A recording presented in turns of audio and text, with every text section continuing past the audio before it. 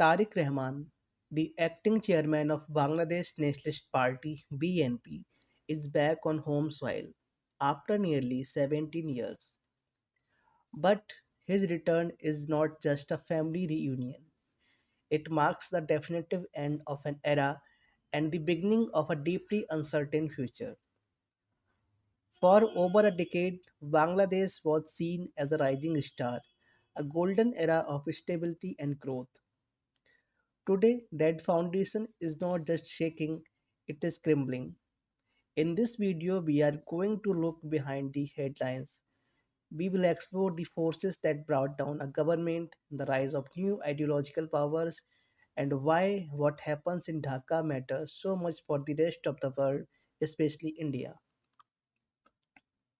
To understand where we are, we have to look at where we were. Under Sheikh Hasina, Bangladesh saw nearly 15 years of sustained economic momentum. We are talking about an annual GDP growth of approx 6.5% to 7%. This success was built on a very specific foundation, deep strategic and economic ties with India. But that golden era has been met with a violent rupture.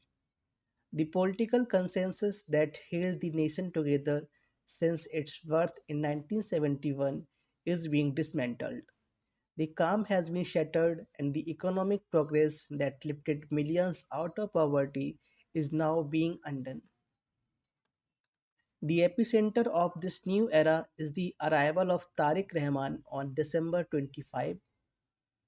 After the fall of Awami League government, the legal cases against him were withdrawn, clearing his path home. The reception was nothing short of massive. This was not just a political return, it was a statement. By stepping back onto Bangladesh soil, Rahman had instantly positioned himself as the most significant player in the upcoming elections and very likely the next prime minister. But Tariq Rahman is not a simple hero in this story.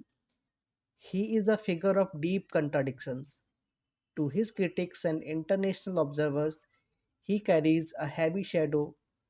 US Embassy cables from 2005, released by WikiLeaks, famously dubbed him the Dark Prince.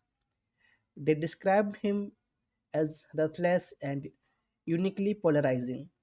More concerning were allegations of links between senior party members and extremist groups like JMB. There's also the history of strained relations with India, with accusations that his previous administration hosted insurgent groups. This question everyone is asking is which Tariq Rahman has returned. Since his return, Rahman has worked hard to project a new image. He is calling for an inclusive, united Bangladesh where every community feels secure. He talks about moving beyond politics driven by vengeance. The new Rahman has already started shifting political alliances. Some leaders are backing his vision, but the contradiction remains. Can a leader with such a controversial past truly lead a peaceful, inclusive future? What we are seeing is not just a change in leadership, it is perfect storm of three converging forces. The political rupture. This was not just a spontaneous protest, evidence suggests a planned regime change operation aimed at erasing the legacy of 1971. And the second one is the ideological resurgence. Groups like Jamaat-e-Islami are rising, pushing for more religious public life. And third one is the economic unraveling. The instability has caused growth to stall, factories to close, and inflation to skyrocket. It is important to note that the unrest of July and August 2024 is now being described by some, including the country's own chief advisor Muhammad Yunus, as a planned operation. A key strategist was reportedly behind the scenes working to dismantle the post 1971 political order.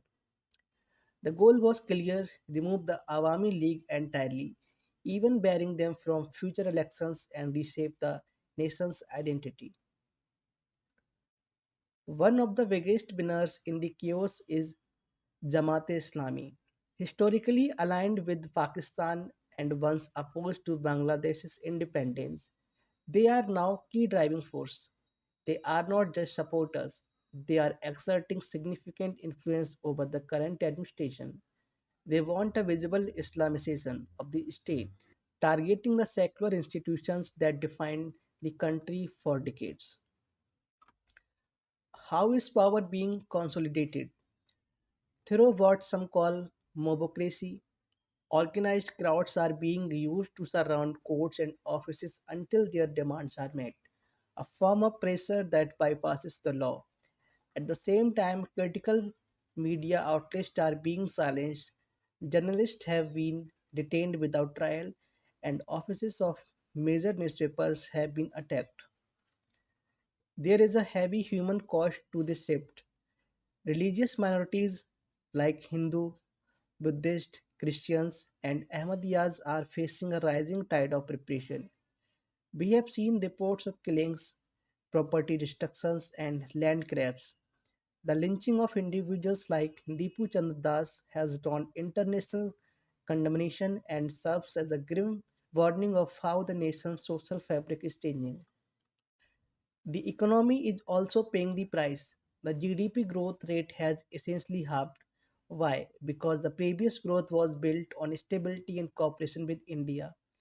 Now, with widespread factory closures, high inflation, and stalled private investment, ordinary households are feeling the squeeze of rising unemployment.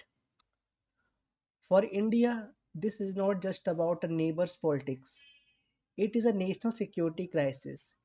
India shares a porous 4,000-kilometer border with Bangladesh.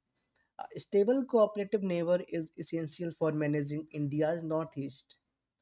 The rise of anti India rhetoric and potential for regional instability are major red flags for Delhi. The biggest fear is the return of old dangers. Before August 2024, the government in Dhaka helped India tackle terror networks and Northeast insurgent groups. Today, reports suggest that Pakistan is re-establishing old commands linkages within Bangladesh. They are even concerned about military deployments near the Indian border, raising the specter of renewed cross-border threats. So, how India responding? The priority is twofold. First, reassure the people of Bangladesh. India has continued aid and trade, even recently agreeing to export 50,000 metric tons of rice as a gesture of goodwill. Second, India is pushing for free, fair, and inclusive elections, insisting that all parties, including the now sidelined Awami League, must be allowed to participate to ensure long term stability.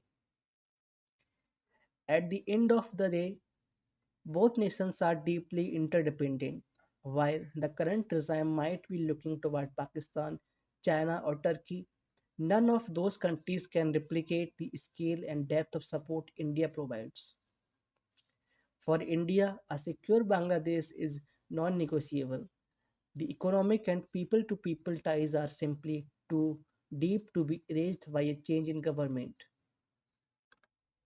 Bangladesh stands at a crossroad. Its future is currently an unwritten chapter defined by a massive contradiction. Can Tariq Rahman's public vision of United Nations survive the violent, exclusionary methods of the very forces that enables his return? Will the prince bring a new era of democracy? Will the prince bring a new era of democracy? Or will the shadows of past return to haunt the region? The next few months leading up to the February 2026 elections will provide the answer. What do you think? Can an inclusive Bangladesh emerge from this turmoil, or is the region heading towards a much darker period? Let us know in the comments below, and don't forget to like and subscribe for more deep dives into the issues that shape our world.